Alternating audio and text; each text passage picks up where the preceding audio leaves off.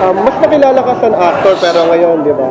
Isa ka na ring singer. And nag-hit pa yung album nyo ni... For that, di ko alam kung ngayon nakakaya kong tawagin yung sarili kong singer, parang feeling ko wala pa rin akong karapatan. Gayun pa man ay nag-i-enjoy ako sa lahat ng oportunidad na naibibigay sa akin, sa lahat ng mga nagagawa ko dito sa industriya ko na pinapakanta nila ako, pinapa-acting. Ang sarap na experience para sa akin to get to try all these different things, all these avenues of self-expression na hindi ko alam na pwede ko palang magawa. Nag-enjoy ako sobra. So, ano yung mga nagiging preparation mo? Are you doing vocal lessons? Siguro, I want to start vocal lessons. Pero yung ginagawa ko na lang ngayon, vocal warm-up before every performance na I picked up from the people that I've worked with before, whether it be sa boy group or sa theater. Kung ano may mga natutunan ko sa mga professional singers talaga, tinatry ko na lang i-apply, gayahin.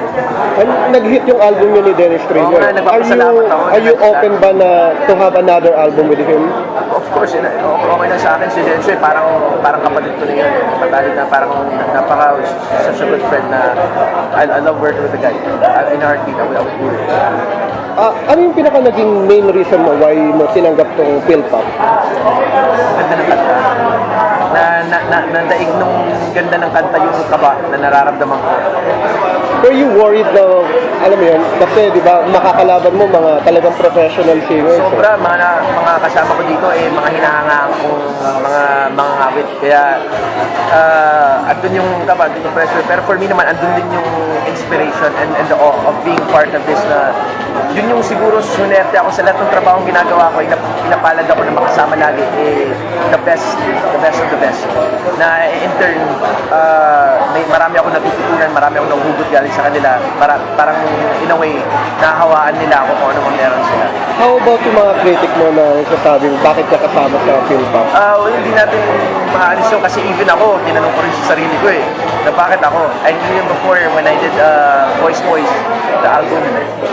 Yun din yung sinabi nila. And for me naman, I welcome the criticism as long as it's constructive. It's always open. And like I said, people are always entitled to their own opinions. But for me, I just feel blessed and honored to be here. And hopefully, I won't let anyone down. I'll do my best. That's all. That's the only thing I can say is promise ko, gagawin ko lahat ng mga kaya ko para magawa at ma-interpret ng tama itong kantang napakaganda na isinulat ni Toto. So, can you tell us again your opinion about the song? Yung langit yung maawit. Where do I begin? The song is just so beautiful. From the opening instruments, sa dulo, yung melody ng kanta, pati from the words.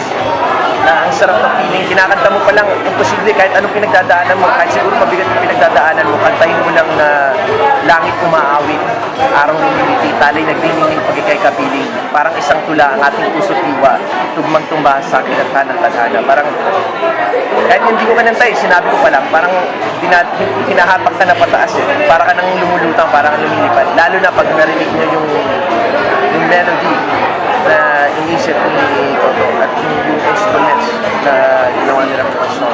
Start na ba ito ng tuloy-tuloy na paggawa mo ng album?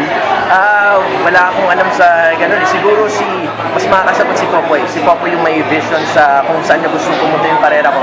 At ako 100% yung pagtitiwala ako sa kanya sa vision niya. If you can have a solo album na talaga, ano yung concept mo? For me, siguro I would like to have some of the songs, kasi I write songs din and poetry. So I would like to write a few songs for it if I would be given the chance. Who do you want to collaborate with? Toto. I would like to work with Toto again. He's so talented.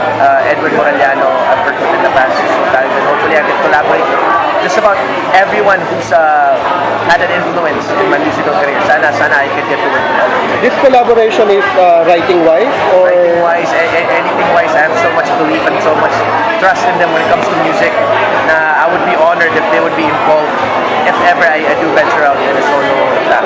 Okay, can you plug naman your PhilPop contribution? Hello po sa lahat po ng mga makakakita po itong video na to. Ay sa inyo lahat. Sana po supportan niyo po ang mga OPM po, ang OPM industry natin dahil hindi po nawala yung mga talentado nating manunulat. Andito lang po sila, they never left. Sana po supportahan natin sila para lalo pa natin maitaguyod ang sarili natin, ang OPMC. At I feel so honored and so proud to be interpreting one of the songs po for Philpop Music Festival 2014, written by Sir Toto Sorioso. It's entitled Langit Umaawit po. So sana po magustuhan nyo at sana ma-enjoy nyo. Thank you.